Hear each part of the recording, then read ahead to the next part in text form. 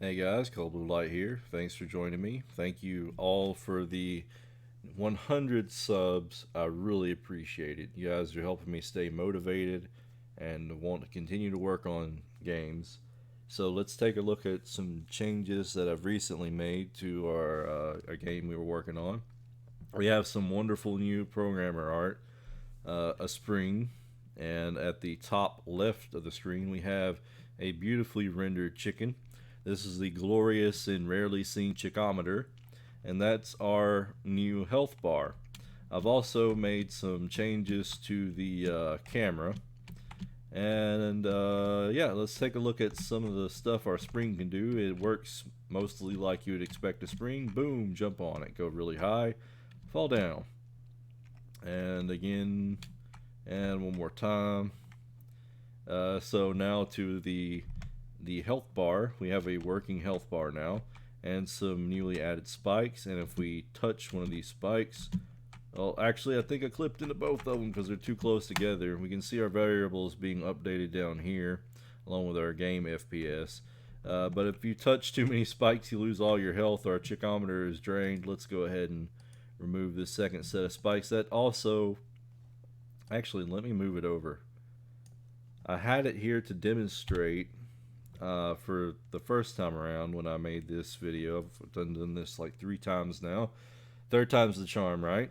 There was a bug where if you touched one set of spikes, you lost health, but if you touched the other set, you didn't, and it was causing a issue I'll show you in the script. Let's go ahead and check our health out again. Jump on the spikes, boom, lost a little bit of health.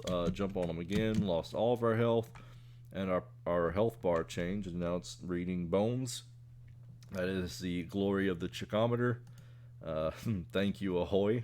If you guys haven't seen his stuff, I'll link down to his channel in the doobly doo below. But let's take a look at some of our script changes and look at how these scripts are working. First off, in the player script, we now are sending a signal, and we're also exporting a health. I've exported the health in the editor so I could play around with the health values. So whenever you type export in front of a variable, what that does is if I turn over here on the inspector and I have my player selected, let me select the player node, we can see our health variable. We can adjust the amount of health we have and set that to be any value we want. However, there is a problem with doing it this way right now that I'll get around to in just a second. Let's go back to our script. We have signal for health, which sends out our HP right here, and we have a signal for where we hit, which we're not using anymore. I just have not removed it. I will double check that before I take it out because I don't want to break stuff. And then again, our movement code, I've just slightly cleaned it up, not a lot there. I just removed a lot of the space and grouped things up better. I could really rewrite this as using ones and zeros to move left and right, but to me, I mean, it's messy, but I understand what's happening. I'm gonna leave it for now. Let's keep going. Here we go. We are now emitting a signal whenever we take damage. The signal's called HP, and it's sending out our health, and we have a little bit of a debug going on here so we can see how much health we lost down in our output window below. And we have another function called on spring body entered, and what that does is whenever we come in contact with a spring's body, it sends us up in the air. It sets our Y velocity in -800, and that'll let us jump up and down.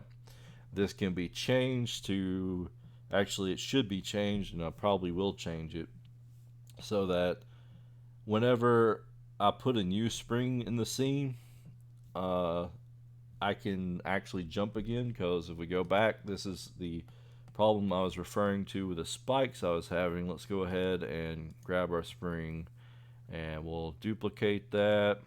I'd be surprised if it just started working. Actually, I wouldn't be surprised. I've been having all kinds of neat and weird things happen. Second spring, oh, okay, of course it would work. But we've added extra code to the player, an extra function to the player, which we don't necessarily want to do. It's not a bad thing. I was having an issue with this earlier. I guess it works with some things and it doesn't work with others, where I had two spikes, and when you touch the spike, nothing would happen. But if you touch the other one, you'd lose health. And that was caused by the aforementioned additional function on body entered, because the new spike would be spike area 2. So my workaround and my fix for this is we have a new script called damage object. It extends area 2D, exports a variable called damage, and it gets a path to the player's node. So let me show you guys how you can do this. On ready, and we'll give ourselves a variable. We'll call it grab node. That'll work. Equals, always with the $sign. Don't remember why right now, but just know, start with the $sign. It expects a string, so what we're going to do is we're going to say, for now, let's grab the spring. It has to be in the same scene to do it like this. So all I did was I reached over here, drag and drop right here, and now we have a path to our spring and we can work with it. If the spring had a script attached to it, then we'd say dot do thing, it call function. Okay. The spring does not have a script right now, so it would not do anything. But that is how we get the node in a scene. So every time we load the scene, we get the player's node. And we have a function down here called hurt player. And again, this gets the player node and calls the player's hurt function. If we remember in our player script, the hurt function has an argument called damage. And now we look at the last bit of our script on body entered. I've set this to get the player again, just to hopefully prevent any bugs that may occur. So we're checking to make sure the player has entered it, not another object. And if the player entered it, we call hurt player, and it passes off the damage variable that we set inside the editor. If we look over here in our inspector, if I click on our spike area, you can see that I have its damage set to 50. So the next step in our getting hurt process is we have to update our player's health bar. And to do this, we have a new scene called GUI, and it has a margin container. It has a margin container, a horizontal bar, and a vertical bar. And then below that, it has a chicometer. Now, there's no particular reason for this other than I was following along with a tutorial from GD Quest that I will again link in the description below. And he was using that. And also the manual has that same exact tutorial but in text form. I got a little bit confused, so I just kind of said, I'll try some stuff on my own. So let's take a look at some of the properties of the progress meter that I've named chicometer. It's just a node that we can get called progress bar. Not text or progress, those are two different yet similar things, so we're just using progress bar. I said its fill mode bottom to top. Its min value is 0, its max value is 100, and its starting value is 100. And the margin box has a script attached to it. That script is called HUD. Just extends the node, and it gets a path to our chicometer called bar value. This is for animating this function here, bar value changed. I haven't done anything with that yet. And below that we have another function called on player health, HP. And what we're doing is we're setting the bar value dot value to equal the health of the player. So what I mean by bar value dot value, well, this node has a value called value. And because I've named the variable bar value, I can say bar value dot value, because bar value is just getting the path to that node. Do you understand what I mean there. I know that's a little bit confusing, confused me at first, but that's all we're doing is we're getting the path to that node and we're calling something that's already inside that node, okay? All right, so back on our player again. Our player is sending a signal. I don't think I talked about this already, so let's go over it. Our player is sending a signal called HP and hit. Hit I'm not using right now, but I might use later. So signal is just called HP. And what signal HP when it gets sent? How are we going to send this signal? Well, we decide we decided, or I decided, that it would be best to send the HP signal when the player's hurt, so that we can then update the bar value dot value. So let's take a look at our hurt function again. We have, of course, our argument of damage, and we reduce our HP by the amount of damage we took. But now we're also emitting a signal called HP, as we made it at the top. So there's our signal name. And along with it, we're going to send the value of our health. That's how the progress bar knows how to update, is based on the value of our health, because we're sending it along with that signal being emitted. And we got a little bit of debug going on right here. We're printing the HP value down in our output box just so we can monitor it for things working.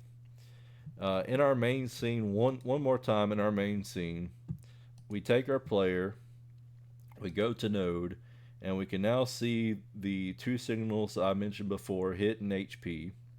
And HP we have connected to our GUI. And that's how everything functions there. So now we have a whole process we go through to let the health bar know when to update. And that's it. That's all the changes we've made so far. I've been trying to think on different things to do and add. And of course you can add enemies to make the camera better, but I'm not entirely sure what I want to do next. If there's something you guys want to see, or you're curious about, or don't know how to do, let me know. And chances are I probably don't know how to do it either, but we'll figure it out and we'll add it to our little I guess growing game project. It's always hard to decide what to do next, especially when you want to make something that's well, I guess your own game. It's always hard to decide what to do. Oh, here's something I could do. So now that we have an empty bar value, we can send a signal back to the player to call Q free, which will kill the player essentially. But then we'd have to respawn the player instance somehow. We'll have to figure out how death should work in our game. That could be something fun. Yeah, we might do that. I don't know. I want to try to make something maybe even smaller. I mean, Atari level kind of game where you just move a key to an exit, or something like that. But even those games have a fair amount of complexity for something so simple. But anyway, this is what we have so far. I know there's lots of other stuff we can improve on. Like I said, the aforementioned camera, adding a way for the player to die and respawn. But yeah, we can keep working on this and adding anything we want. You guys just leave a comment down in the comment section below. Almost said leave a comment in the description below. Leave a comment in the comment section below. Let me know what you want to see, if this has helped you out any. And guys, I sure appreciate you joining me today. Thank you, and I'll see you next time.